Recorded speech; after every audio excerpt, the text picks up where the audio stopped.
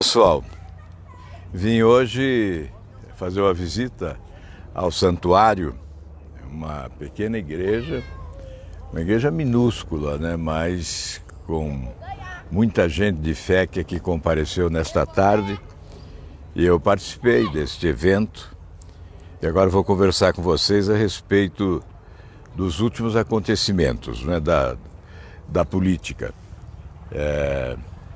Hoje continuou repercutindo esta decisão do ministro Dias Toffoli, presidente do Supremo Tribunal Federal, que monocraticamente decidiu que o COAF não pode ser a contribuição fundamental para as investigações, com as informações de movimentações financeiras atípicas, né, que possibilitam ao Ministério Público, à Polícia Federal, avançar nas investigações.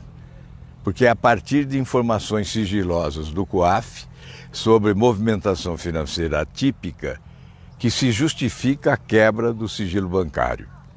É assim também com a Receita Federal. A legislação possibilita que auditores da Receita Federal, ao perceberem movimentação estranha, comuniquem ao Ministério Público, a autoridade judiciária responsável. O COAF é assim.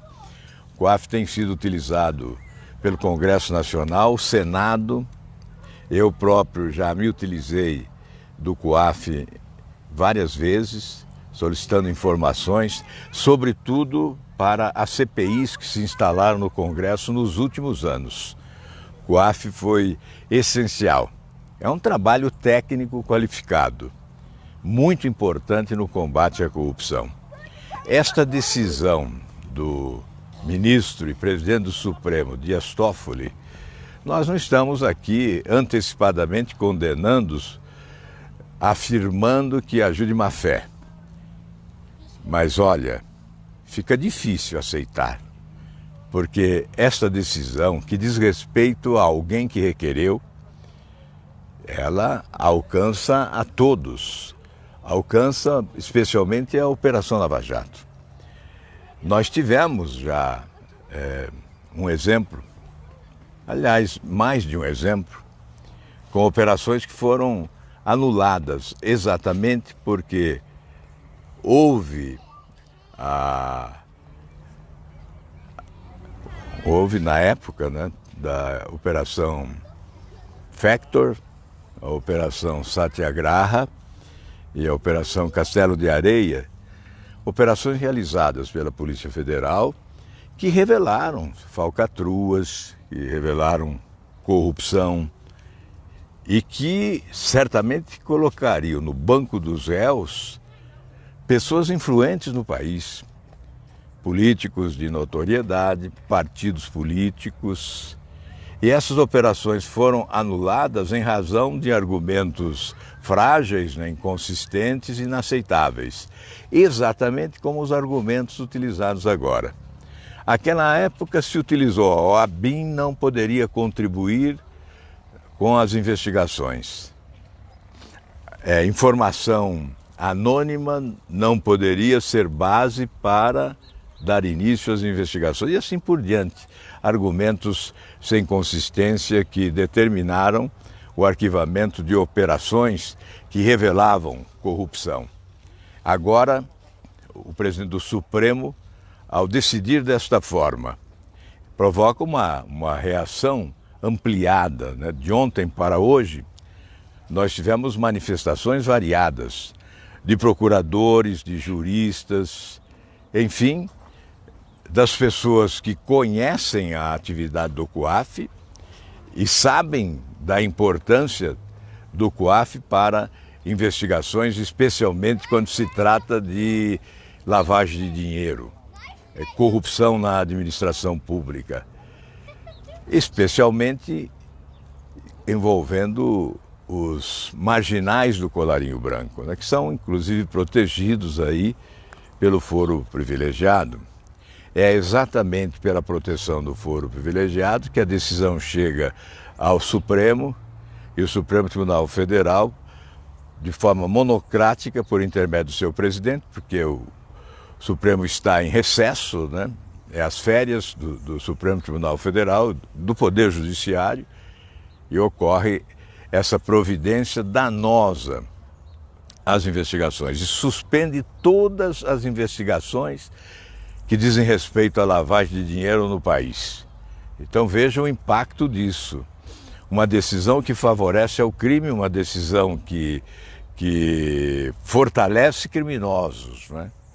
E que coloca em risco decisões judiciais já adotadas de forma competente e que coloca em risco as operações já realizadas. Não é só a Operação Lava Jato, que é a mais importante de todas, mas existem outras operações, Operação Zelotes, Operação Greenfield, enfim. São operações que foram bem-sucedidas e certamente contaram também com a contribuição do COAF e que agora são colocadas em xeque com essa decisão do presidente do Supremo Tribunal Federal. Nunca se exigiu isso e há tanto tempo o COAF presta serviços. Eu próprio já utilizei, repito, várias vezes, inclusive, quando revelamos o crime de lavagem de dinheiro com a utilização das loterias da Caixa Econômica Federal e com isso nós paralisamos uma operação perniciosa, danosa aos interesses do país. Então nós estamos aqui exatamente porque o noticiário de hoje dá conta de que há recurso da Procuradoria-Geral da República, a procuradora Raquel Doge pretende recorrer dessa decisão do presidente do Supremo Tribunal Federal, há outros recursos em curso, mas há notícia também que o Supremo só decidiria sobre essa matéria no dia 21 de novembro. É muito tempo, não dá para esperar. Este é um assunto urgente. É inacreditável que se protele desta forma. Uma decisão de tamanha importância para o combate à corrupção no país. Eu não poderia deixar de aproveitar este momento, nesse final de dia, para dizer que nós nos somamos àqueles que querem uma decisão a mais rápida possível sobre este assunto, sobre essa decisão do presidente do Supremo. Se não for possível o recuo do próprio presidente, ele voltar atrás, se ele não fará isso, então que se submeta ao pleno do Supremo Tribunal Federal para que a decisão seja do colegiado. Mas isso tem que ser feito rapidamente para não comprometer a Operação Lava Jato, não atrapalhar as investigações e, o que é pior, não colocar em risco investigações já realizadas com provas materiais já elencadas e apresentadas nos vários processos, nas várias ações, nos vários inquéritos. Certamente seria uma lástima que provocaria enorme indignação. Eu não acredito que isso venha a ocorrer, mas nós estamos aqui nos somando àqueles que estão pedindo agilidade, providência a mais urgente possível para rever esta decisão monocrática do presidente do Supremo Tribunal Federal. A Operação Lava Jato é a prioridade do povo brasileiro. Ela não pode ser colocada em risco. Ela não pode ser de forma alguma alvejada por medidas desta maneira, medidas desta natureza, que acabam fazendo o jogo do crime e da criminalidade.